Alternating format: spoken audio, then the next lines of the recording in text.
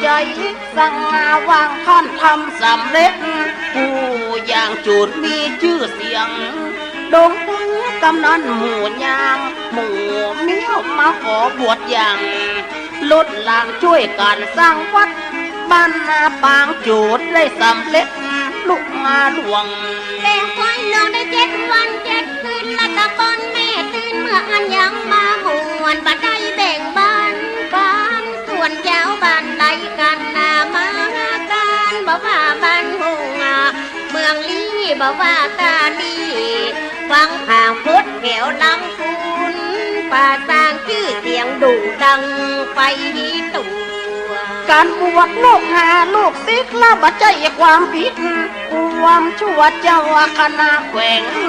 ยั่วหาว่าพิษจากตั้งการปกครองกับนายอำเภอเมืองลี้คนตะก่อนนี้จองห้องท่านได้ถูกพิกกรว่าเป็นอุปาชายเถื่อนเพราะเขาละเป็นคนอิจฉาเลยตั้งข้อหาใส่เปื่อนตำรวจเอาค่ะแกเลื่อนนำมาใส่ผู้บา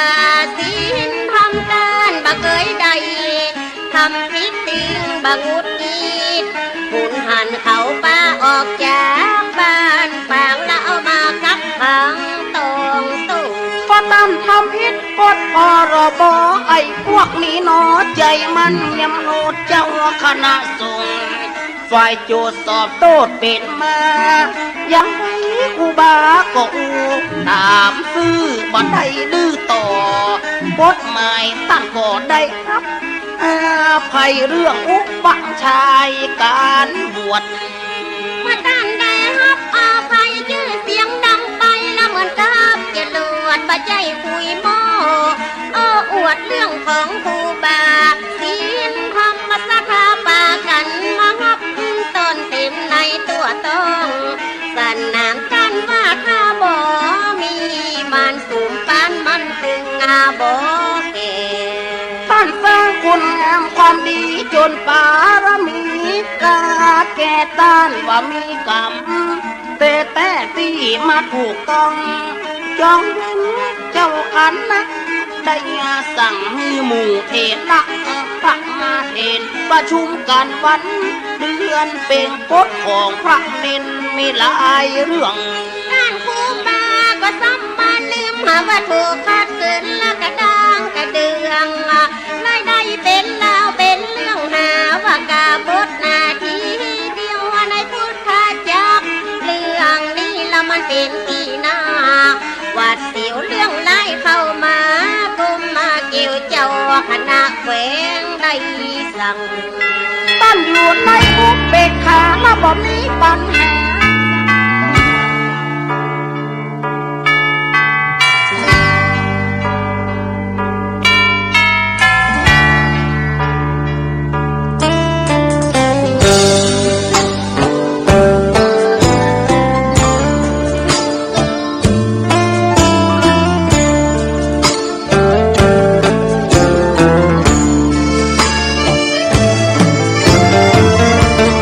ชวนทุกท่านเข้าวัดเข้าวา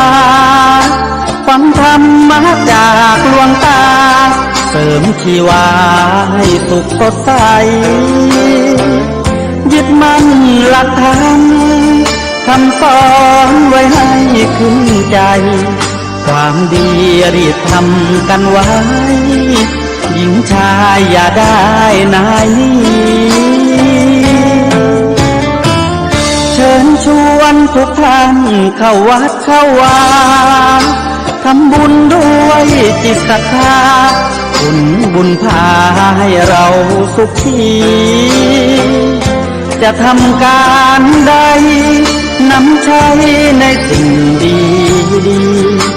ทำบุญให้ทานวันนี้ไม่มีใครว่าใครชังสมัยก่อนประทับใจปู่ย่า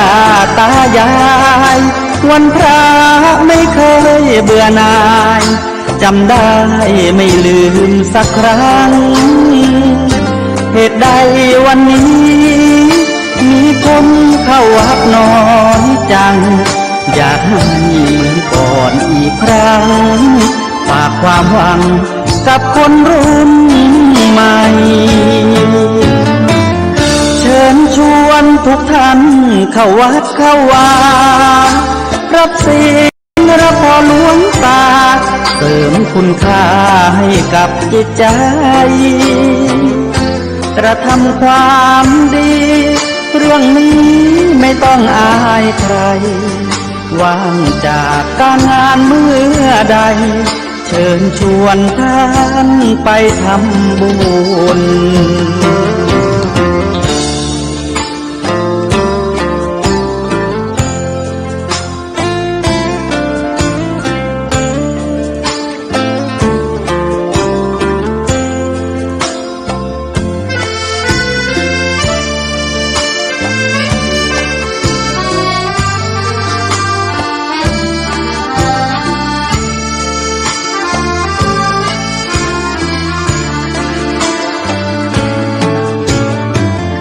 เชิญชวนทุกท่านเข้าวัดเข้าวารับศีลรับพรหลวงตาเสริมคุณค่าให้กับจิตใจ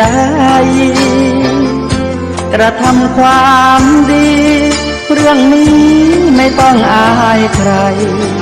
ว่างจากการงานเมื่อใด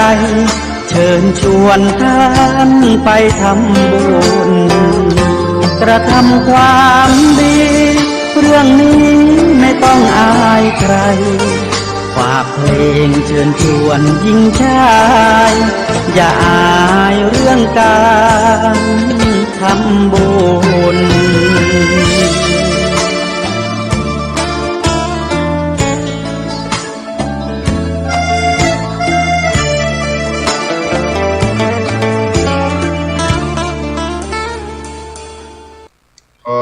ถวายความเคารพพระมหาเถรานุเถระครูบาอาจารย์เจ้าทั้งหลายจุตนจุองค์เจริญสุขเจริญธรรมจุงได้บังเกิดมีแก่ท่านพุทธศาสนิกชนทั้งหลายที่ได้สดับรับฟังธรรมะทางสถานีวิทยุคลื่น FM 104.50 เมกะเฮิรตซ์วัดฝ่ายหินหลังมหาวิทยาลัยเชียงใหม่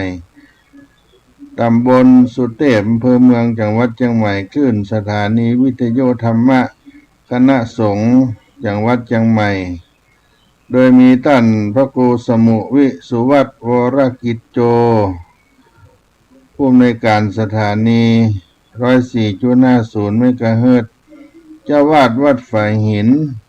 เป็นผู้ดูแลกำกับถ่ายทอดทีวีออนไลน์วัดฝ่ายหินไลฟ์สดเพจเฟซ 104.50 วัดฝ่ายหินคลื่นวิทยุธรรมะแห่งนี้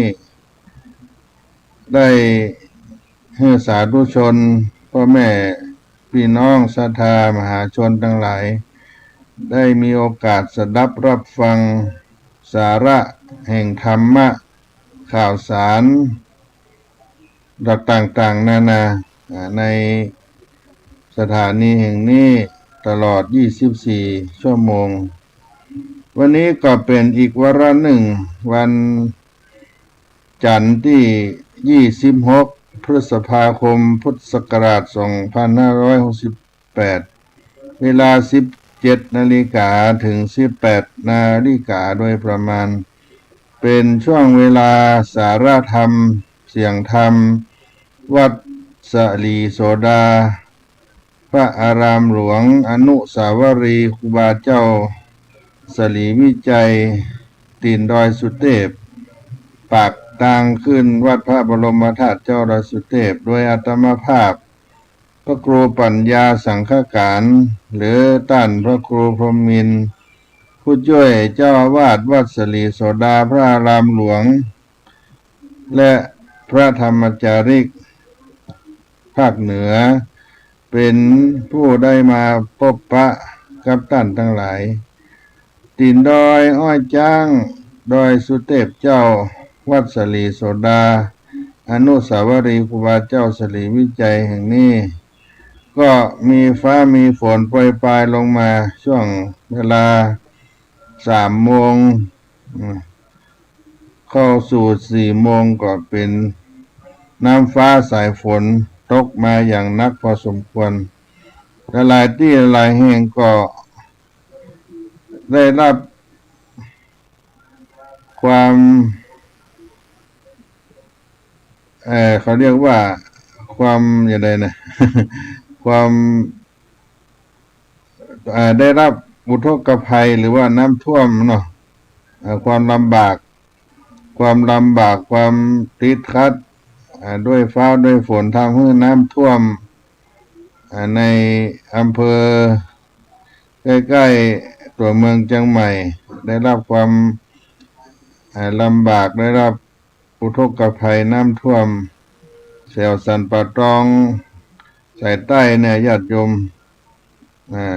ลงข่าวตามอินเทอร์เน็ตเพจเฟซต่างๆแล้วก็มีข่าวกรมอุตุเพิ่นได้เตือน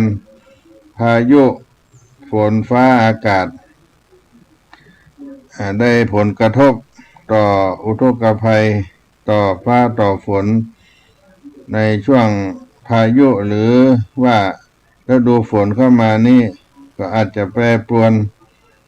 ไปบางครั้งก็บ่ฮู้ตัวคนที่เคยได้รับอุทกภัยมาก่อนอาจจะเคยชินกับสิ่งนี้แต่ผู้ที่ยังไม่เคยในบางพื้นที่อาจจะบางตัวการรับมือของอุทกภัยนั้นลำบากตั้งเหนือสุดของสยามตั้งแม่สายเขตจังหวัดเชียงรายก็ได้รับผลน้ำท่วมที่เก่าที่เดิมอยู่หลายแห่งหลายจุดดังนั้นฟ้าฝนหรือว่าเหตุการณ์น้ำท่วมก็ยังเกิดขึ้นอยู่ก็ควรระมัดระวังเตรียมเนื้อเตรียมตัวกันบางแห่งที่เกิดขึ้นแล้วอาจจะมีรอบทัดมาก็ได้เพราะว่าอุทกภัยเป็นอุบัติเหตุที่เราอาจจะพบจะปะโดยที่ไม่ได้คิดได้ฝันอาจจะต้องเตรียมการเตรียมตัวเอาไว้เพื่อความปลอดภัยแก่พื้นที่ที่มีความเสี่ยงและก็ที่ว่ามันมีความเสี่ยงอาจจะมีผลกระทบก็ได้ก็ได้ระมัดระวังกันขอให้กำลังใจครับที่ผู้ที่ได้รับความลำบากในอุทกภัยน้ำท่วมแล้วก็ดีในที่ผ่านมาอาตมาภาพเดินทางไปจังหวัดน่านไปอำเภอตุ่งจ้างเชียงกางอำเภอปัวเดินทางออกจากเชียงใหม่ไปวันที่24ฝนก็เริ่มตกไปตลอดถึงเขตลำปางเมืองแป่บางครั้งก็เว้นพื้นที่ไปตกที่เมืองน่านเข้าไปสู่อำเภอปัวอำเภอเชียงกางบางครั้งก็ลงนักบางครั้งก็โปรยปลายน้ำท่วมน้ำไหลกันอยู่ปราไปดังนั้นก็ขอพี่น้องท่านเราทั้งหลายรู้ข่าวฟังเหตุการณ์ที่เพิ่นได้เตือนได้แจ้งเพื่อความปลอดภัยทุกแห่งทุกที่วันนี้ที่ตีนดอยสุเทพเจ้าวัดสลีโสดาอนุสาวรีย์ครูบาเจ้าสลีวิจัยก็มีฟ้าฝนโปรยปลายลงมาพี่น้องบ้านน้ำตกห้วยแก้วก็ได้อยู่ใกล้กับวัดสลีโสดาก็มีลำน้ำตกห้วยแก้วอยู่บางทีก็เป็นกิ่งไม้ต้นไม้ได้ยั่วได้หยอดใส่ทำให้ได้รับภัยธรรมชาติเช่นเดียวกันก็ขอระมัดระวังและก็ให้กำลังใจแก่ศรัทธาพี่น้องประจำวัดสลีโสดาด้วยตอนบ่ายได้จ่าไปเรื่องกันได้ไปร่วมกินร่วมทานที่วัดป่าแดงหลวงมหาวิหารตำบลสุเทพอำเภอเมืองจังหวัดเชียงใหม่ก็ครบรอบวันทำบุญวันกตัญญูก อุทิศถวายแก่พระเจ้าติโรกราชและพระยาณคัมภีระวัดป่าแดงหลวงมหาวิหารโดยหลวงพ่อท่านพระครูโคสิทธิ์ปริยัตยาภรณ์เจ้าคณะตำบลสุเทพเขตหนึ่งเจ้าวาดวัดป่าแดงมหาวิหารเปิดได้จัดงานแล้วก็เป็นครบวันเกิดครบรอบวันเกิดต้านตวยก็ได้ทำบุญกินตาลไปให้บุรพาจารย์บุรพากษัตริย์บรรพชนผู้มีพระคุณอดีตเจ้าอาวาสญาติพี่น้องสัมพันธวงศาคณะสงฆ์ไปจำนวน27รูปมีท่านพระเดชพระคุณพระราชมุนีรองเจ้าคณะจังหวัดเชียงใหม่เป็นประธานสงฆ์แล้วก็ครูบาสังฆะในตำบลสุเทพอำเภอเมืองต่างอำเภอที่เปิ้นได้เคารพนับถือก็มาโปรดเมตตาตลอดถึงศรัทธาญาติโยมที่เป็นFC เป็นผู้ฟังธรรมะในสถานีวิทยุ 104.50 เมกะเฮิรตซ์ 92.5 วิทยุของวัดป่าแดงซึ่งได้ลิงก์สัญญาณกันตลอดก็ไปร่วมตาลหอมตาลโฮงตาลเป็นเจ้าภาพสังฆทานทายธรรมรับเป็นเจ้าภาพภัตตาหารลงตาลวันนี้ก็มีผู้มีเกียรติถึงอุบาสกอุบาสิกาไปร่วมบุญที่วัดป่าแดงมหาวิหารวัดป่าแดงหลวงตำบลสุเทพอดีตเป็น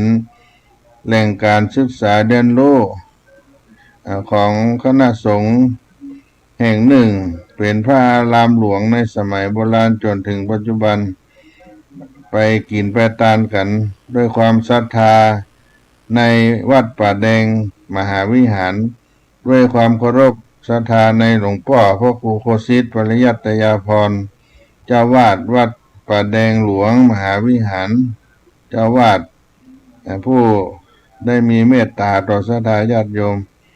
ที่ได้ฟังธรรมะจากท่านก็ดีก็มาร่วมบุญกินตาลตั้งสถานีวิทยุคลื่น 104.50 เมกะเฮิรตซ์อาจารย์พระครูสมุวิสุวัตรก็มาถ่ายทอดทีวีออนไลน์ไลฟ์สดวัดฝ่ายหินภาพเสียงสีเสียงภาพได้หันได้ชัดกันทั่วบ้านทั่วเมืองอาตมาภาพก็ไปร่วมฉันเพลหลังจากทำการทำบุญแล้วก็ได้นั่งฉันครับอาจารย์พระครูสมุวิสุวัตรวรกิจโจหลวงพ่อท่านพระครูวิสิตศิลาภรณ์วัดวังสิงห์คำวัดป่าวังสิงห์คำตุลุงในวังแล้วก็อาจารย์พระครูธีระสุตพจน์ได้นั่งในโต๊ะฉันด้วยกันก็ได้เสวนาพูดจากันไปเมื่อนานไหนก็ได้พบโต๊ะฉันอื่นๆก็มีหลวงพ่อครูบาอาจารย์ที่ได้ไปร่วมบุญกันเจ้าภาพก็ได้อิ่มบุญอิ่มทานถวายพระถวายสามเณรตลอดถึงลงทานอาหารต้อนรับศรัทธาญาติโยมก็เป็นบุญประจำปีด้วยวันกตัญญูวัดป่าแดงมหาวิหารได้ถวายทานพระเจ้าติโลกราชเป็นต้นและพระยาณคัมภีร์อดีตผู้ได้นำเอาพระพุทธศาสนาเข้าสู่วัดป่าแดงแล้วก็ครูบาเจ้าสลีวิจัยที่ได้เคยไปบูรณะวิหารวัดป่าแดงมหาวิหารแห่งนี้ตลอดถึงญาติพี่น้องสัมพันธวงศาของหลวงพ่อพระครูโคสิทธิ์ปริยัตยาภรณ์และญาติโยมในวันกตัญญูทำบุญพระเจ้าติโลกราชพระยาณคัมภีระและวันเกิดของหลวงพ่อพระครูโคสิทธิ์ปริยัตยาภรณ์ด้วยขออนุโมทนาครับศรัทธาญาติโยมทั้งหลายทุกคนที่ได้ไปร่วมกินร่วมทานในวันนี้อาตมาภาพได้มาวัดสลีโสดาก็ได้มาแวะปรึกษาหารือหลังจากไปทำบุญมาแล้วก็จะได้จัดการจัดงานเป็นประเวณีประจำก็คือการอุทิศถวายแด่ครูบาเจ้าสลีวิจัยตนบุญแห่งล้านนาไทยในชาติกาล147 ปี ครูบาเจ้าศรีวิจัยนักบุญแห่งล้านนาไทยพิธีถวายทานสมโภชอนุสาวรีย์ครูบาเจ้าศรีวิจัยครบ60 ปีการทำบุญมุทิตาลำลึกกำหนดการที่จะได้ทานในวันพุธที่11 มิถุนายนพุทธศักราช2568เดือน9เหนือลง1 ค่ำเวลา 6 นาฬิกาศรัทธาประชาชนพร้อมกันที่ควงอนุสาวรีย์ครูบาเจ้าศรีวิจัยเวลา 6 นาฬิกา 19 นาทีถวายเครื่องสักการะครูบาเจ้าศรีวิจัยโดยท่านนายอำเภอเมืองเชียงใหม่กล่าวไว้สาสักการะครูบาศรีวิจัย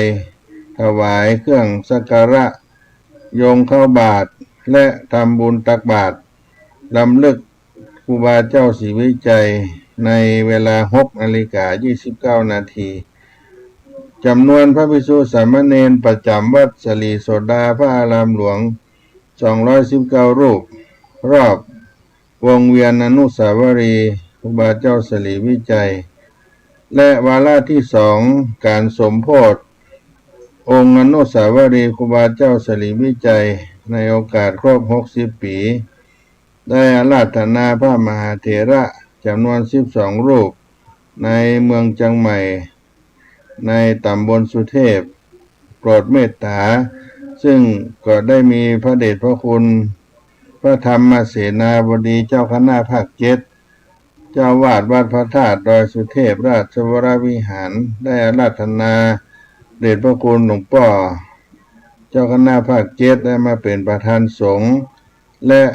นายณัฐเดชมุลาลีท่านนายอำเภอเมืองเชียงใหม่ได้มาเป็นประธานฝ่ายฆราวาสในครั้งนี้ก็จะได้ถวายทานอุทิศถวายหลังจากได้รับทำบุญตักบาตรแล้วเป็นวาระที่2วาระที่3ก็เป็นการเปิดโครงการบริการประชาชนสักการะครูบารักษาห้วยแก้วประจำปี2568โดยนางจิรพรเพิ่มพูนผู้อำนวยการสำนักงานคุมประพฤติจังหวัดเชียงใหม่จะได้นำสมาชิกและผู้ถูกคุมตลอดถึงอาสาสมัครคุมประพฤติจังหวัดเชียงใหม่60 ท่านบริการสังคมพัฒนาความสะอาดรอบอนุสาวรีย์ครูบาศรีวิจัยพร้อมเส้นทางขึ้นดอยสุเทพในโครงการสักการะครูบารักษาห้วยแก้วประจำปี2568เพราะนั้นญาติโยมทั้งหลายถ้าหากว่าท่านทั้งหลายได้รับทราบข่าวสารอาตมาภาพในนามคณะสงฆ์วัดสลีโสดาพระอารามหลวงและศรัทธาบ้านน้ำตกห้วยแก้วกองทุนน้อมรำลึกครูบาเจ้าศรีวิจัยผู้ดำเนินการทำบุญได้จัดการจัดงานขอเป่าเอิ้นเชิญชวนพุทธศาสนิกชนทั้งหลายได้มาร่วมงานพิธีทำบุญตักบาตรมุทิตาลำลึกครบรอบวันคล้ายวันเกิดชาตการ147 ปีครูบาเจ้าศรีวิจัยนักบุญแห่งล้านนาไทยวันพุธที่11 มิถุนายนพุทธศักราช2568เดือน9เหนือลง1 ค่ำณห่วงอนุสาวรีย์ครูบาเจ้าศรีวิจัยวัดสลีโสดาพระอารามหลวงหมู่บ้านน้ำตกห้วยแก้วตำบลสุเทพอำเภอเมืองจังหวัดเชียงใหม่ท่านใดต้องการจะเป็นเจ้าภาพโรงทานเจ้าภาพถวายภัตตาหารเจ้าภาพไทยธรรมไทยทานบูรณะการทำบุญขวังครูบาเจ้าศรีวิจัยก็เชิญชวนติดต่ออาตมาภาพได้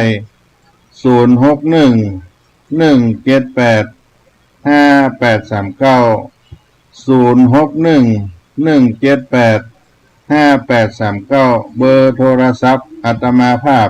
พระครูปัญญาสังฆการหรือท่านพระครูพรหมินทร์จะร่วมทำบุญโรงทานถวายภัตตาหาร ร่วมทำบุญถวายทานครูบาเจ้าสลีวิจัยวันที่11มิถุนายน2568ที่จะมาถึงนี้ก็ติดต่ออาตมาภาพได้ถ้าหากมีจิตเป็นบุญกุศลจะร่วมกินทานกับวัดสลีโสดาพระอารามหลวงบ้านน้ำตกให้แก้วกล่องทุนน้อมรำลึกครูบาเจ้าศรีวิจัยได้จัดทานครั้งนี้อาตมาภาพ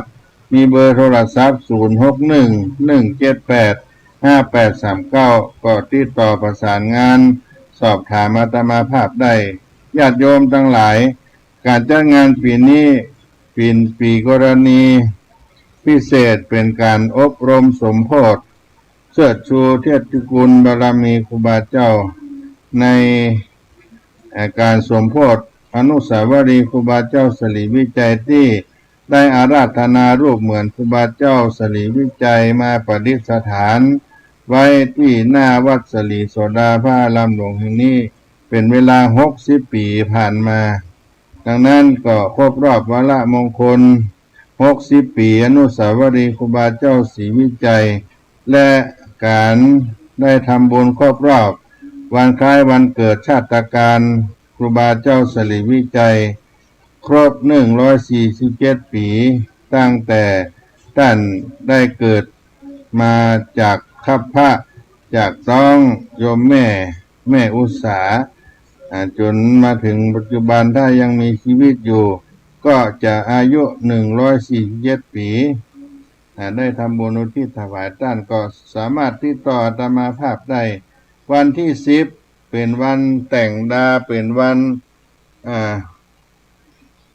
แห่กินแห่ทานเป็นวันงานบุญจะได้มีการเทิดทูนสักการะขบวนแห่ครูบาเจ้าสลีวิจัยขบวนเครื่องสักการะจั่งฟ้อนก้องของขันดอกการเตียนจ่อน้อยตรงใจจ่อจ้างการ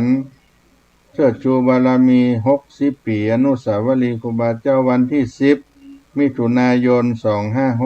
2568ช่วงเจ้าก็จะเป็นการต้อนรับญาติโยมมาร่วมทำบุญที่อนุสาวรีย์ครูบาเจ้าสลีวิจัย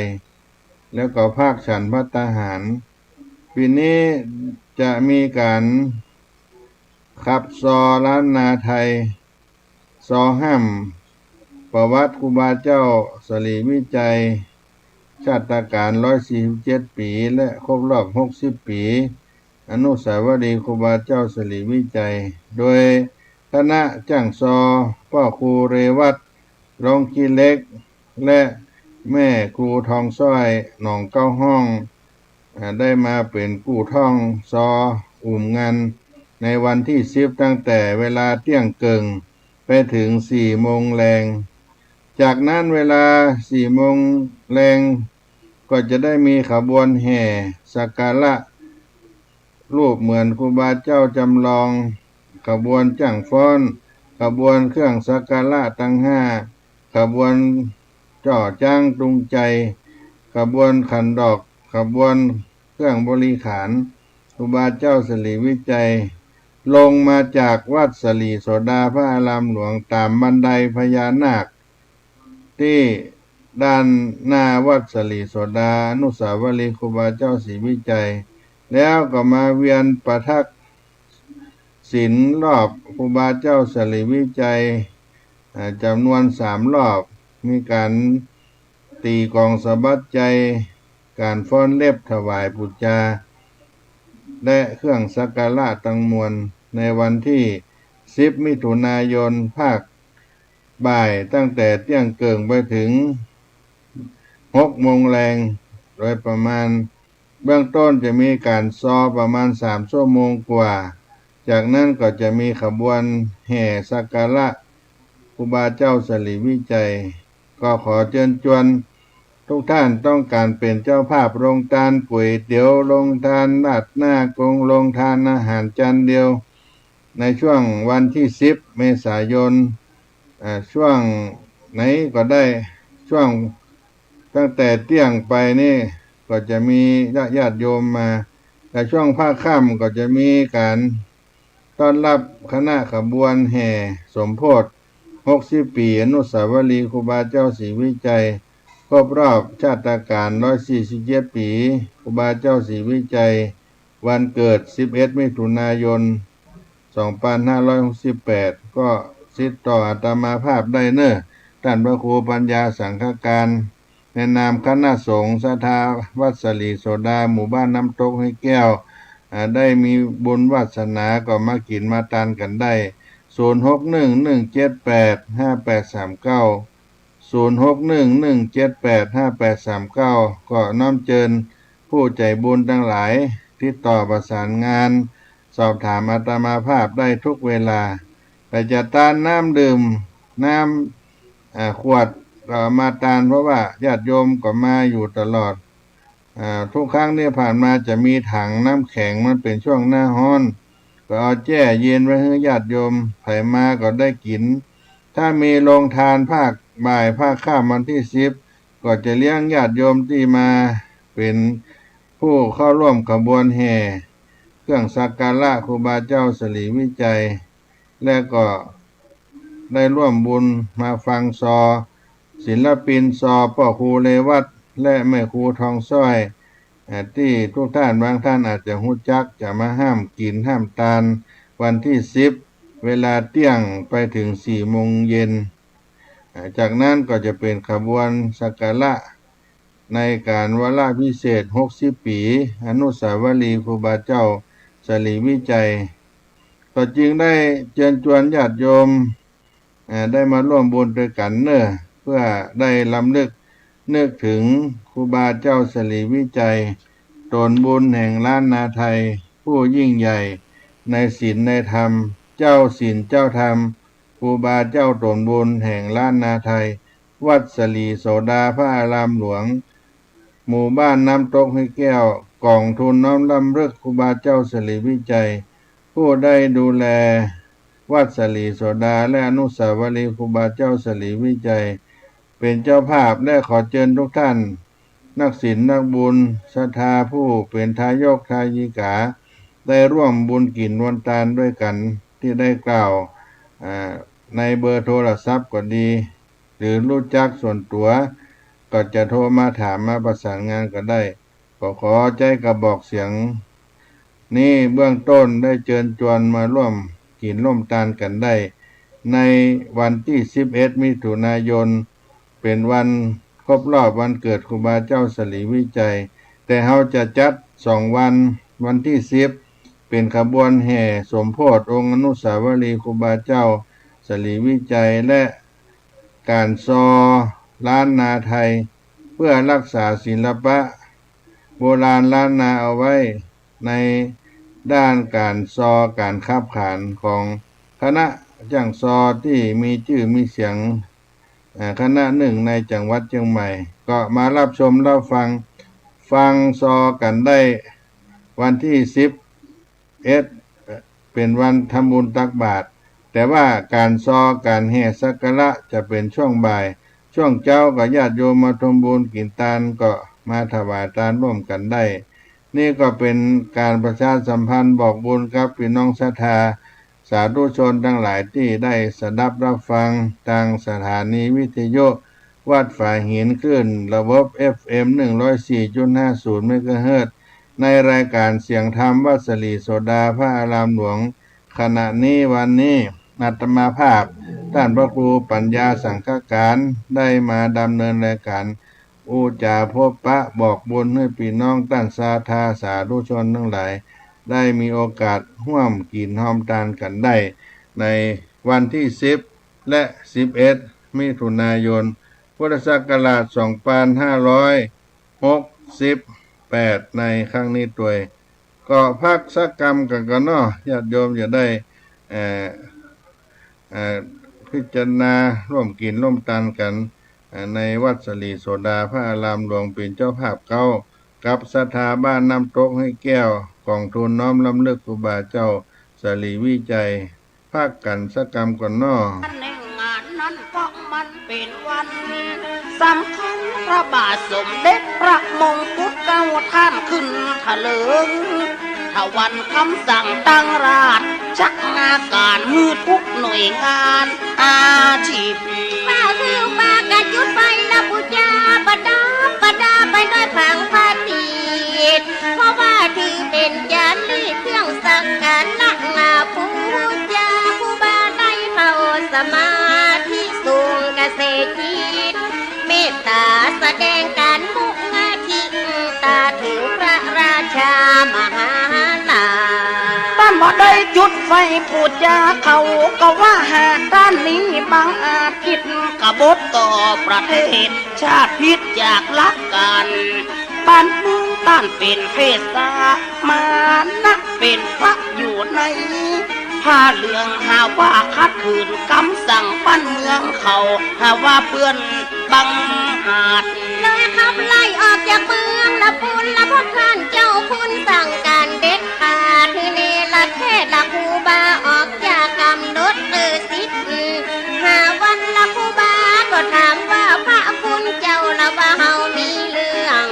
ผิดอย่างทำผิดตำน้องกองทำท่านถึงได้มาขับไล่เดือดร้อนถึงเจ้าจักคำละปูนเรื่องน้อยกลายเป็นเรื่องอาจใหญ่ต้านได้ส่งสารมาให้ละมาปะต้านเจ้าจักคำเลยห้องลูกหาลูกซิกว่าไผ่บ่ต้องติดหน้าตามถ้าไผ่กลัวได้เป็นหน้าความฮือปากันนี้เอาตัวหลอดส่วนว่าลูกพิษลูกหาก็ง้อมภาวะเขาเกิดบางคนก็น้ำตายอดพวกข้าขอได้อย่าไปโดยส่วนมีอุตสาหหัวข่าวลุ่นมาโดยความหิวโหยนำมาล้องลำให้วายบวยว่าปิ่นจะใดเจ้าวันถูกเมื่อแม่หูเรื่องหูเล่าแม่ยุบอย่างปอกบ่ถูกว่าสิออกมาเหียตึกเจ้าลูกทำดีมันบ่ได้ดีมาบวชเป็นสาตุกมาเจ้ายังบ่มีความสุขขีถึงเฮาจะทุกข์จะมีมันยังดีเหลือมีเรื่องมาเกิดหมอเจ้าหมอนายจิตใจยังมาป่าเถื่อนชอบมีแต่เราแต่เรื่องละกับโบนักปวดนักบุญนาสิกออกมาอย่าตะลูกลานาอายุเมก่อติงผูบัดต้องไปหวังเอาบุญอยู่เขาท่าดุนนาเหลือเก่น้ำตาก็ว่าก่อนไหลปอบอกบอกใจโยมมาแม่คนเฮามีกรรมแต่ตึงนี่บ่พ้นสักคุณกรรมเก่าที่เฮาได้สร้างมันมาถูกทาง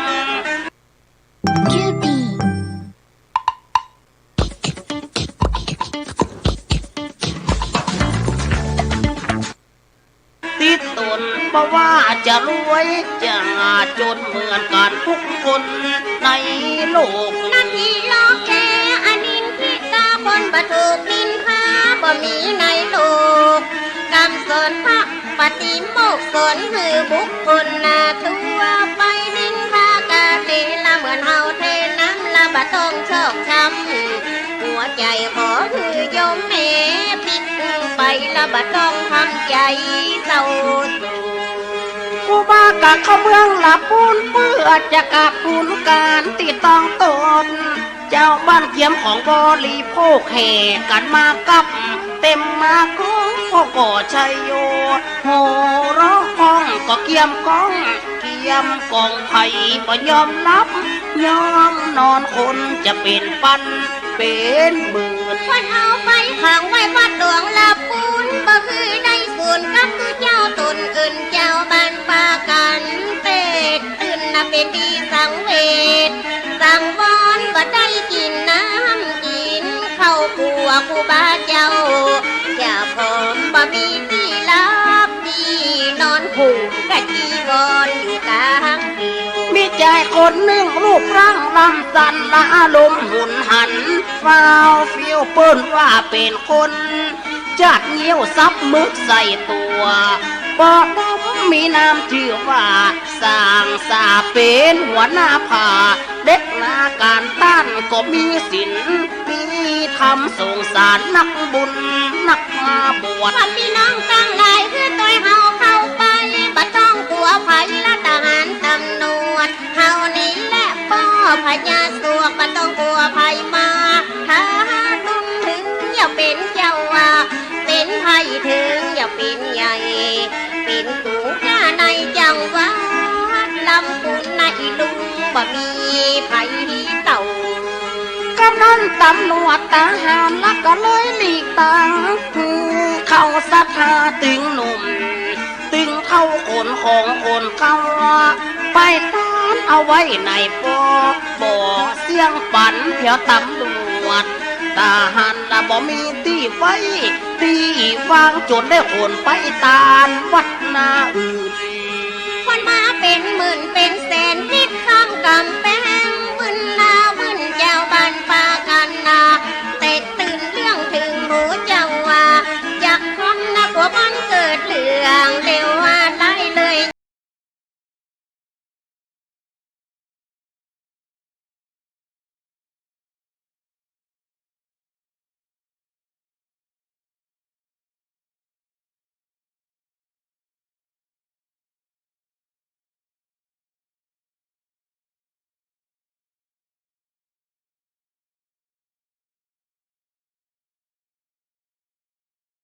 ไผ่ต้านยังยิ้มแย้มแจ่มมาใส่ตั้งอยู่ในคออุกงาเบก เขาเป็นนักโทษเป็นสงฆ์และต้องอยู่ในคนในเหตุเขาได้ถูกเกและเทศน์มาอยู่วัดสีดอนใจและพี่น้องเจียงใหม่หูข่าวละเอาน้ำเอาเข้าว่าไปฝ่ายข่าวกันเลยแท้โอ้ไปไผ่ก็มาไวมาหากา ปันข้างออกมาไว้ประแดดประฝนกุมอิทธิพลพวกคนใจบาปหลวงอนุสารทรงทราบไปขออนุญาตกับปัญญาเจ้าเมืองว่าข้าเอ็นดูครูบา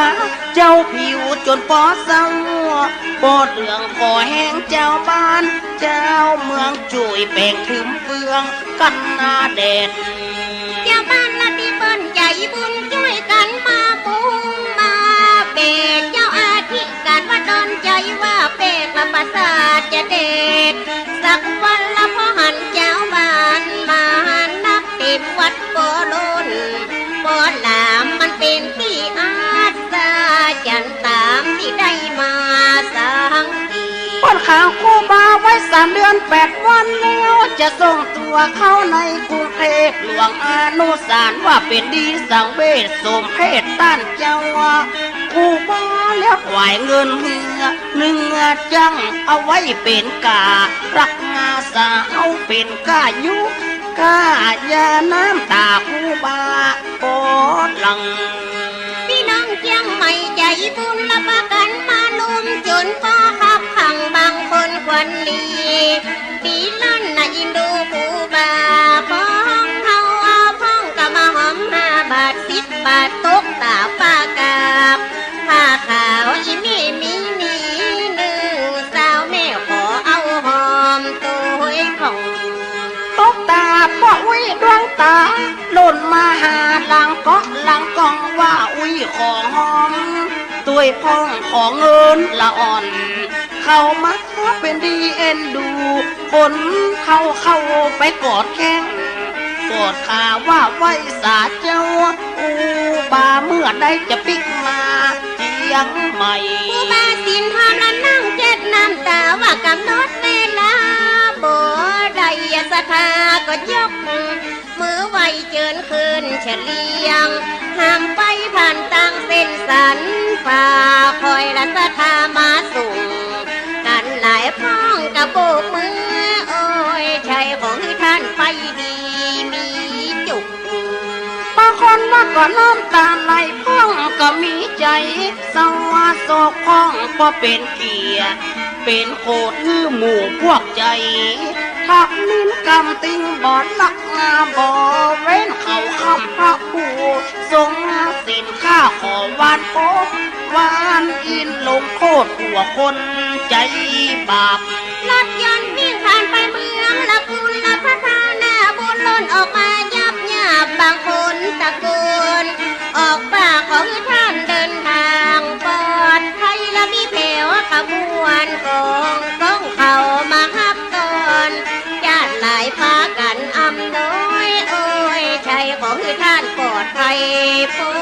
เหตุ อุบาเดินทางไปหากรมศาสนา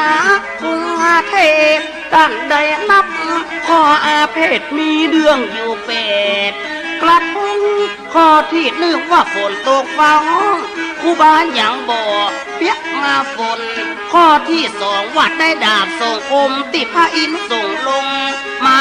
หมอบ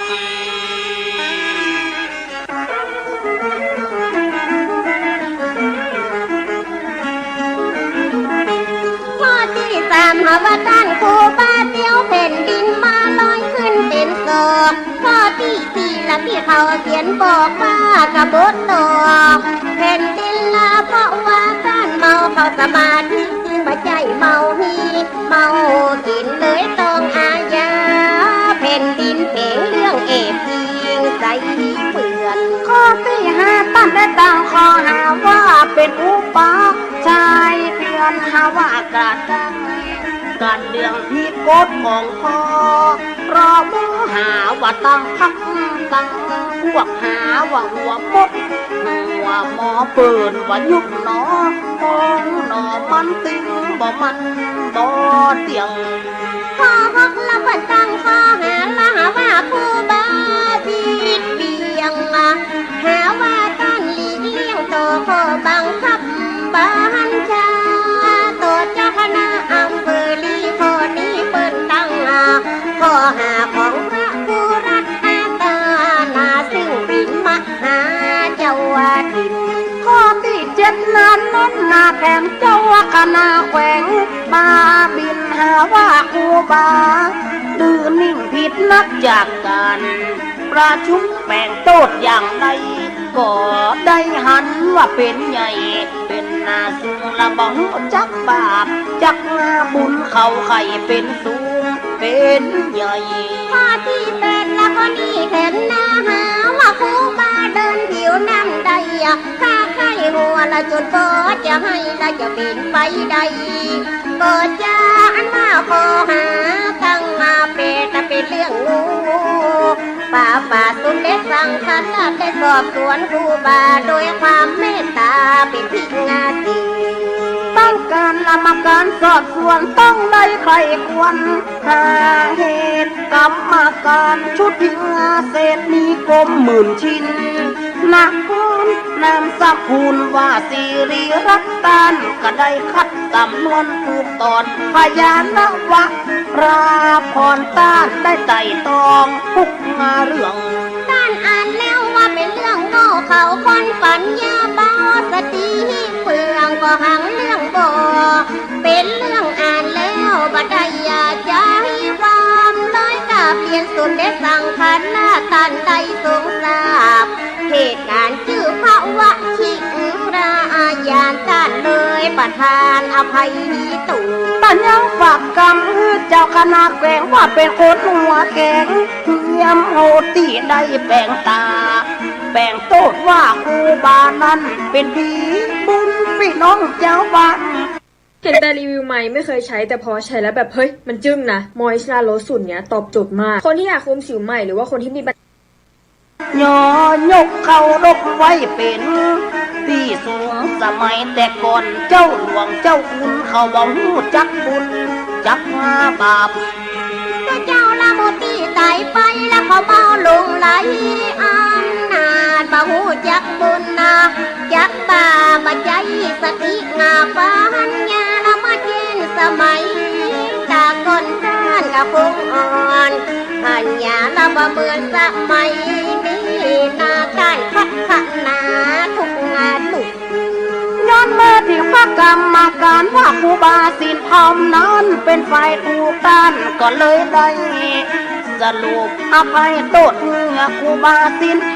สมเด็จพระสังฆราชได้อนุญาตองค์ปันตันยังประทานสักมาต่างที่ครูบาแถม60 มาบาท ดังนั้นละสภาตั้งหลายละก็พากันไหลละมาบริจาคท่านครูบาได้ขออนุญาตไปซื้อดอกไม้เงินนาไม้ทองเพื่อจะเอาไปเครื่องสักการละชำระก่อความมัวหมองซื้อเพลสะบงจี วอนเพื่อเป็นการอุทธ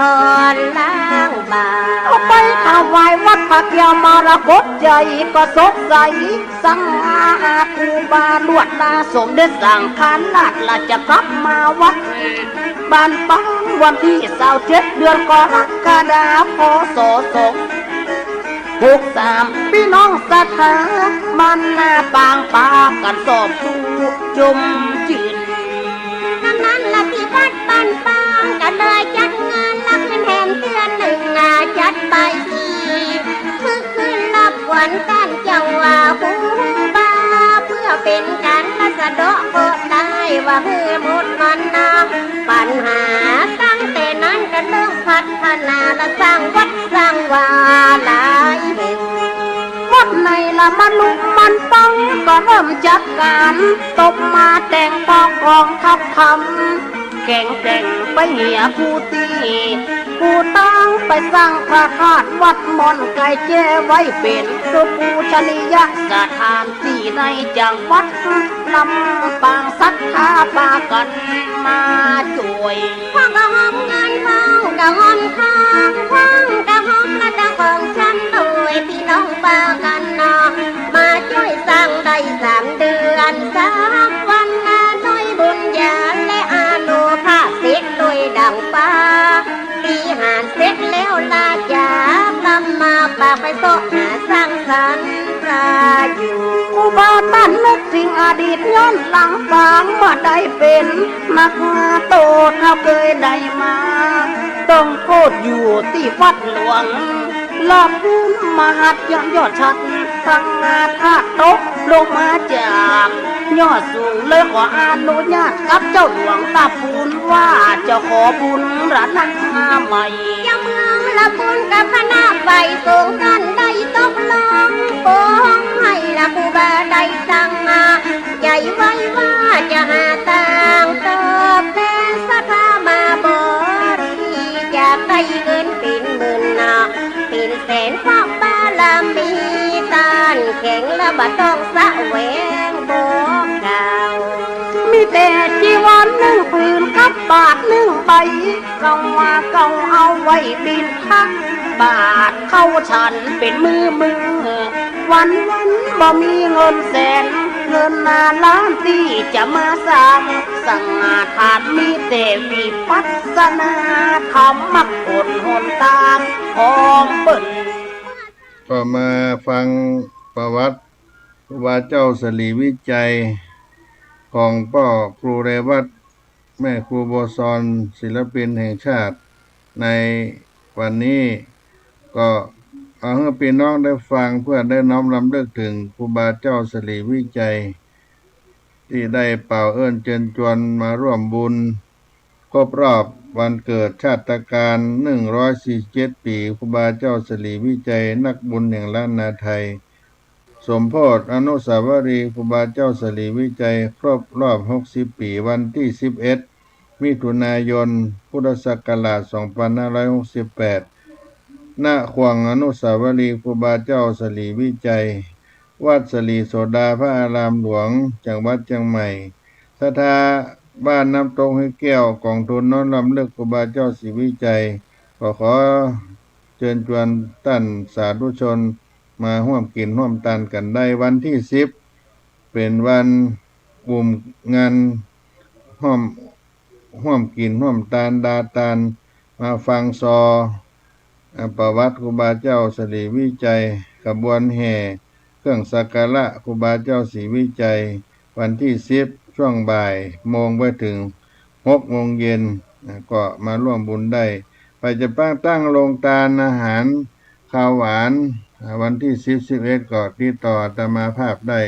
0611785839ต้านพระครูปัญญาสังฆการ